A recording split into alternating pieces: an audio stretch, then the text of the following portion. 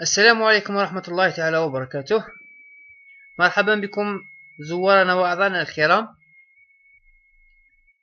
اليوم سوف أقوم بدرس بسيط، ألا وهي كيفية طباعة استدعاءات لمسابقة الأساتذة 2016.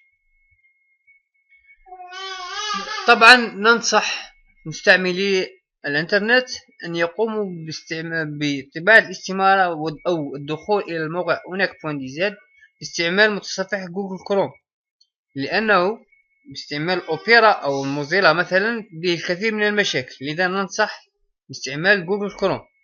أولا نقوم باختيار الولاية التي نشارك فيها، ثم نقوم بإدخال اسم المستخدم الذي هو موجود في الوثيقة التي لديكم،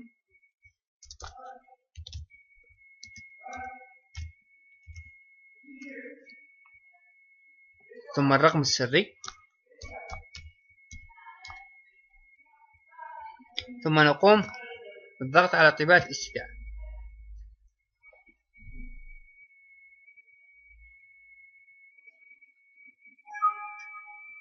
ثم نضغط على فتح الملف.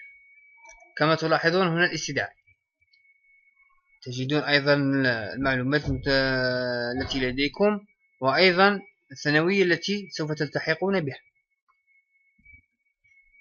للطباعة نضغط هنا على هذا الرمز، أو نقوم بالضغط على كنترول بي،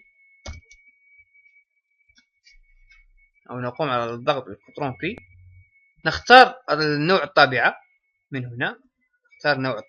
هنا، ثم نضغط على برينت. أرجو أن أكون قد استوفيت هذا الدرس وأن تكونوا قد استوعبتوه. بالتوفيق للجميع، والسلام عليكم ورحمة الله تعالى وبركاته.